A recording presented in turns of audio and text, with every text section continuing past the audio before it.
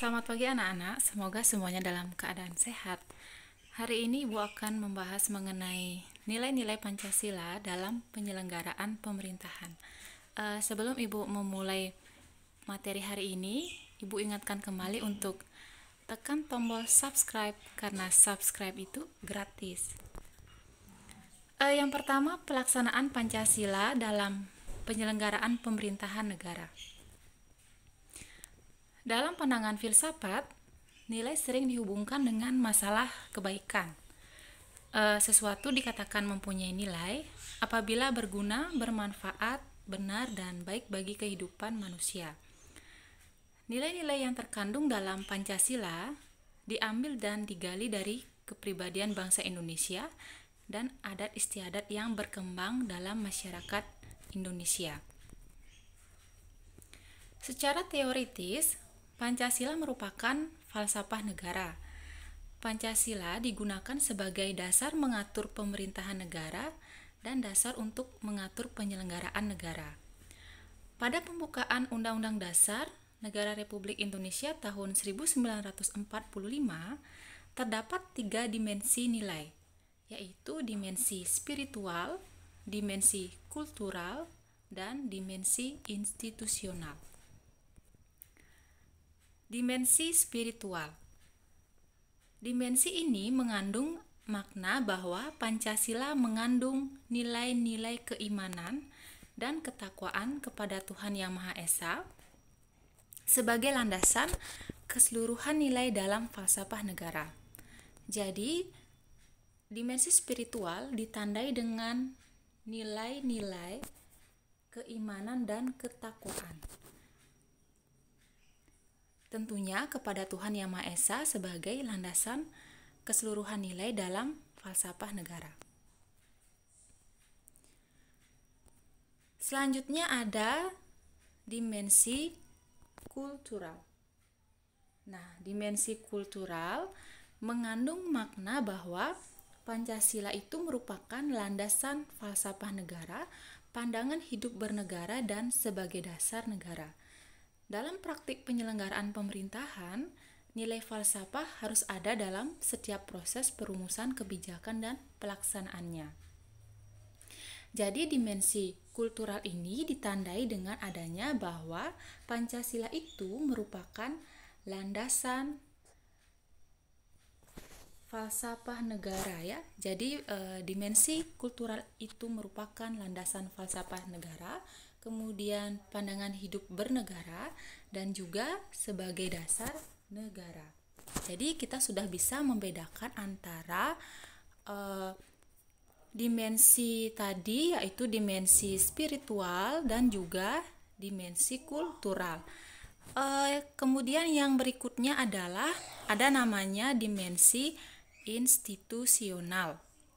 Nah, dimensi institusional ini mengandung makna bahwa Pancasila harus dijadikan landasan utama untuk mencapai cita-cita dan tujuan bernegara serta dalam penyelenggaraan pemerintahan.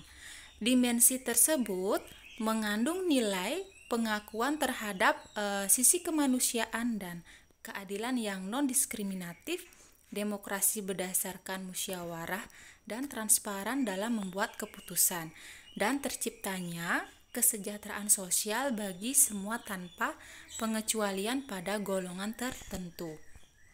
Jadi dimensi institusional ini merupakan landasan utama untuk mencapai cita-cita dan tujuan bernegara serta dalam penyelenggaraan pemerintahan.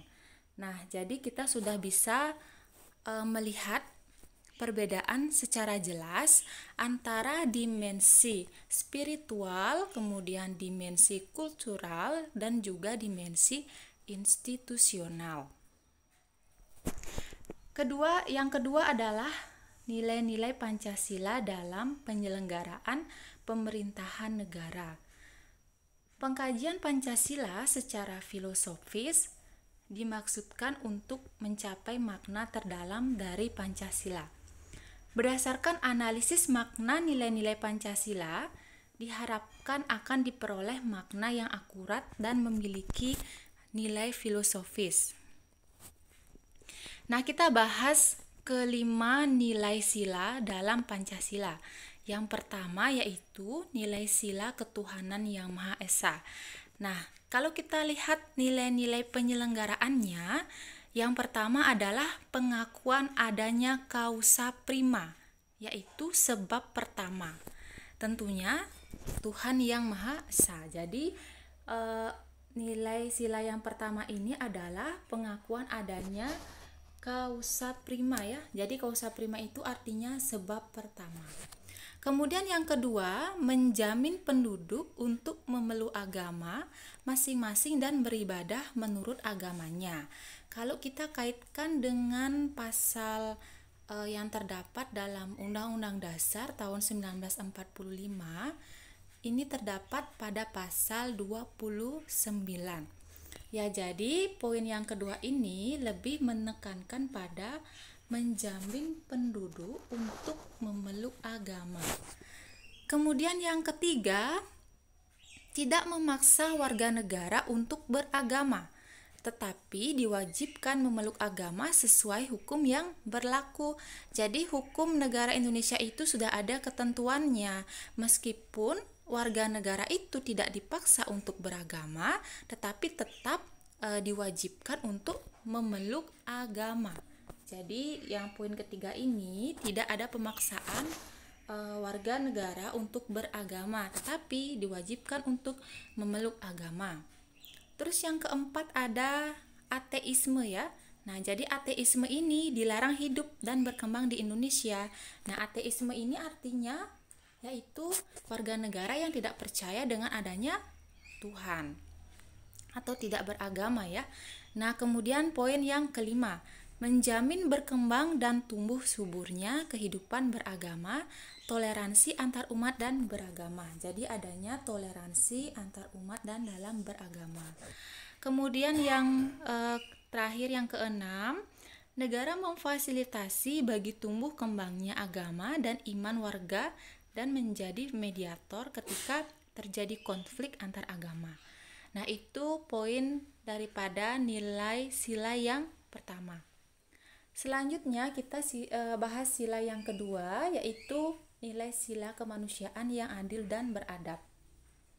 Nah, berikut nilai-nilai penyelenggaraannya. Yang pertama, menempatkan manusia sesuai dengan hakikatnya sebagai makhluk Tuhan karena manusia mempunyai sifat universal. Jadi poin yang pertama ini adalah menempatkan manusia sesuai dengan hakikatnya ya, sebagai manusia itu sendiri tentunya.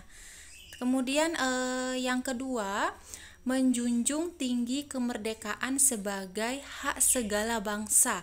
Hal ini juga bersifat universal. Jadi yang kedua itu adalah mengenai kemerdekaan sebagai hak segala bangsa. Kemudian yang ketiga, mewujudkan keadilan dan peradaban yang tidak lemah, yaitu tentang keadilan dan peradaban. Yang keempat, hal ini berarti yang dituju masyarakat Indonesia adalah keadilan dan peradaban yang tidak pasif. Masih kaitannya dengan nilai yang ketiga ya, yaitu tentang keadilan dan peradaban tentunya tidak bersifat pasif. Dan yang terakhir yang kelima, perlu pelurusan dan penegakan hukum yang kuat jika terjadi penyimpangan, karena keadilan harus direalisasikan dalam kehidupan sehari-hari. Jadi kalau kita lihat poin daripada penyelenggaraan nilai sila yang kemanusiaan yang adil dan beradab, itu lebih menekankan pada hakikat daripada manusia atau penghormatan terhadap hak yang dimiliki oleh manusia itu sendiri, seperti misalnya hak untuk merdeka ya, jadi mendapatkan kemerdekaan, kemudian hak untuk mendapatkan keadilan juga. Nah, jadi itu nilai sila kemanusiaan yang adil dan beradab. Kita lanjutkan, yaitu nilai sila persatuan Indonesia. Nah, nilai-nilai daripada sila persatuan Indonesia Nah, yang pertama adalah yaitu nasionalisme. Yang kedua adalah cinta bangsa dan tanah air. Nah, banyak sekali hal-hal yang bisa dilakukan untuk menunjukkan bahwa kita itu cinta terhadap bangsa dan tanah air. Yang ketiga adalah menggalang persatuan dan kesatuan bangsa. Yang keempat, menghilangkan penonjolan kekuatan atau kekuasaan, keturunan dan perbedaan warna kulit. Jadi kita tidak boleh menonjolkan kekuasaan, keturunan dan tentunya perbedaan warna kulit. Dan yang kelima, menumbuhkan rasa senasib dan sepenanggulangan. Nah, itu poin-poin daripada nilai sila persatuan Indonesia. Selanjutnya ada nilai sila kerakyatan yang dipimpin oleh hikmat kebijaksanaan dalam permusyawaratan perwakilan. Nah, nilai-nilai penyelenggaraannya adalah yang pertama, tentunya hakikat sila ini adalah demokrasi. Nah, demokrasi dalam arti umum yaitu pemerintahan dari rakyat, oleh rakyat, dan untuk rakyat. Yang kedua adalah permusyawaratan, artinya mengusahakan putusan bersama secara bulat, baru sesudah itu diadakan tindakan bersama.